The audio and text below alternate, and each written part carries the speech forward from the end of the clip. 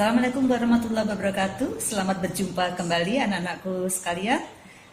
Kita tetap dalam pembelajaran secara online.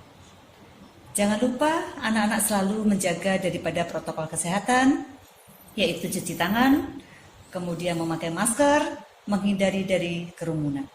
Baik anak-anak, sekarang kita pembelajaran masalah kedatangan bangsa Eropa ke Indonesia atau ke dunia timur. Apa sih yang menyebabkan mereka itu datang ke Indonesia atau dunia timur? Mari kita simak. Yang pertama, masalah faktornya adalah ditutupnya kota Konstantinopel, yaitu merupakan pelabuhan penting yang menghubungkan antara Asia dan Eropa.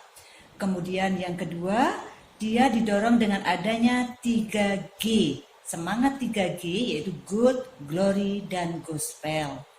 Yang berikutnya semangat Reconquista, semangat balas dendam. Terus berikutnya adalah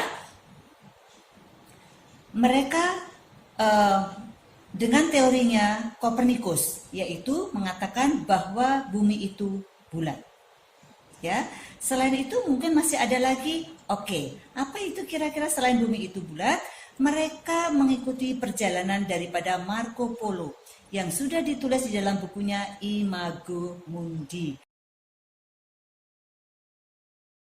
Sekarang kita lihat perjalanan daripada bangsa Eropa, yaitu Portugis yang berangkat dari Lisabon, ibu kota Portugal. Dia menyusuri Afrika bagian barat, sampailah ia di Afrika Selatan, tepatnya ada di Tanjung Harapan.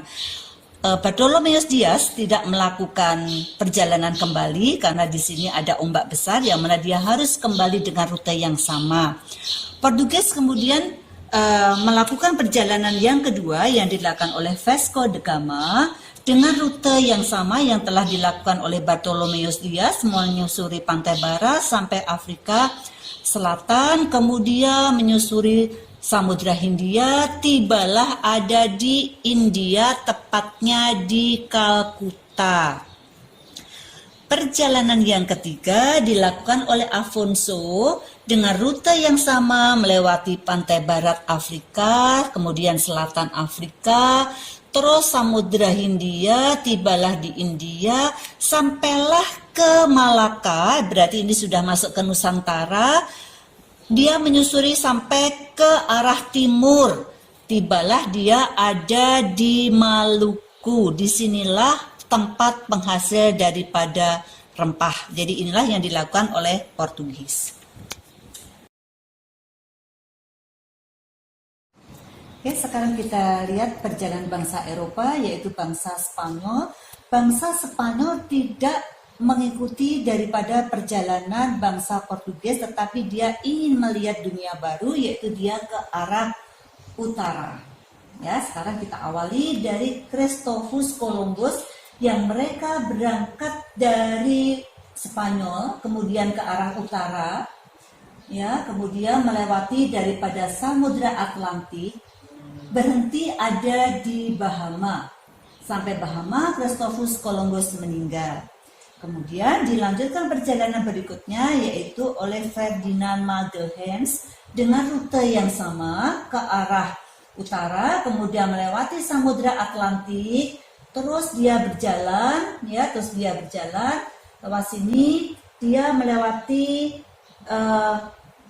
Amerika bagian selatan, terus dia menyusuri daripada Samudra Pasifik. Terus dia di tengah-tengah berhenti ada di Hawaii. Tetapi dia berhenti ada di Hawaii di sini, dia tetap masih melanjutkan perjalanan sampai ke Filipina. Ya, dia perjalanan sampai ke Filipina. Oke, sekarang kita lihat mana Filipina. Oke, ada di sini ya anak-anak. Filipina, sampai ke Filipina. Oke. Nah, sampai ke Filipina. Kemudian yang ketiga yaitu dilakukan oleh Sebastian Elcano dengan rute yang sama dari dia ke arah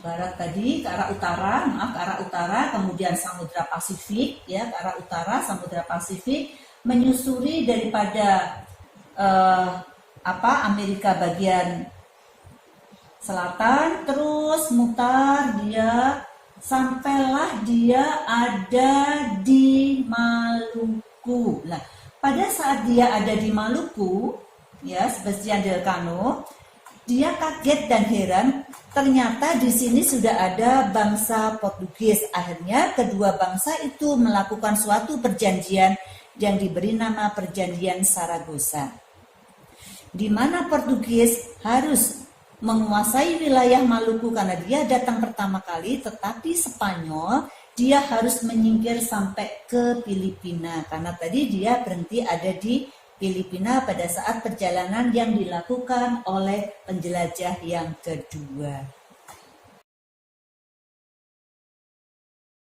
Sekarang kita lanjutkan, yaitu bangsa Inggris yang melakukan penjelajahan samudera. Inggris mengikuti perjalanannya siapa anak-anak?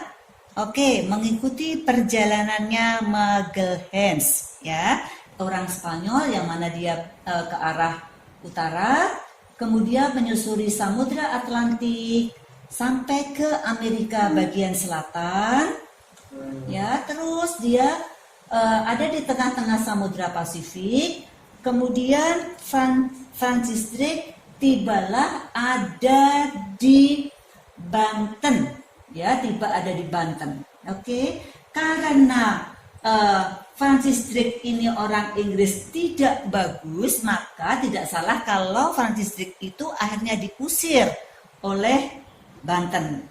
Kemudian dilanjutkan perjalanan berikutnya, yaitu James Cook, ya, James Cook melakukan perjalanan dengan rute yang sama yang telah dilakukan oleh pendahulunya, yaitu dia dari arah utara, kemudian ke selatan, menyusuri Samudra Pasifik, kemudian dia tidak di Banten, tetapi dia berhenti ada di Maluku.